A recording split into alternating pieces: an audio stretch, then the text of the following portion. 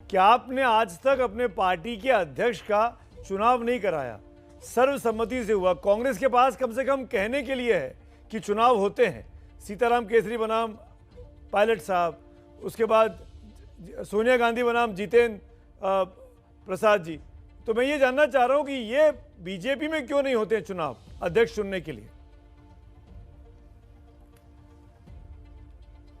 सुमित जी, आपने मेरी बात को टोक दिया और आपकी मैं बहुत इज्जत करता हूं, इसलिए मैं रुक गया था। लेकिन मैं अपनी बात पूरी करके आपके सवाल का उत्तर भी दे दूंगा। ये कहना गलत है कि चुनाव नहीं होते। हमारी पार्टी का संविधान देख लें, क्या प्रक्रिया है। और उसके बाद जो तथ्य मैंने रखे हैं, एक परिवार से कभी कोई अध्यक्ष नहीं बना, 2 प्रधानमंत्री बने, एक परिवार से नहीं बने, इसे नकारा नहीं जा सकता। लेकिन जब वंशवाद होता है तो क्या होता है, सबसे पहले जो मेरिट, जो प्रतिभा होती है, उसका गला घोट दिया जाता है। होता यह है कि सरदार पटेल से ज्यादा बड़ा कौन शख्सियत है भारत में, आप बताइए। 1991 में उनको भारत रत्न दिया जाता है, उनके स्वर्गवास के 41 साल बाद। और राजीव गांधी को भी 1991 में ही दिया जाता है। आप बताइए, क्या यह उचित था? इंदिरा गांधी खुद को भारत रत्न दे देती है, पंडित जवाहरलाल नेहरू खुद को भारत रत्न देते हैं।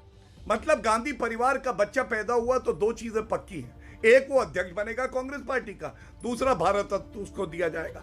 दूसरा मैं एक बड़ा उदाहरण देता हूं। आप याद करिए, यूपीए का समय था, आप एयरपोर्ट पे जाते होंगे सुमित जी, एक बोर्ड लगा होता था, किसकी फ्रिस्किंग नहीं होगी, राष्ट्रपति, प्रधानमंत्री जी और कई उसमें डिग्निटरीज थे।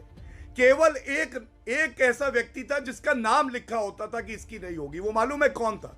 वो देश पे जमाई जो थोपा गया था, रॉबर्ट वाड्रा। ये वंशवाद और वीवीआईपी कल्चर है और इसके खिलाफ प्रधानमंत्री जी बोले हैं। अगर देश को आगे बढ़ना है तो विपक्ष को मजबूत होना पड़ेगा। कांग्रेस पार्टी आज वो पार्टी है जिसको वंशवाद के दीमक ने चाट के खोखला कर दिया।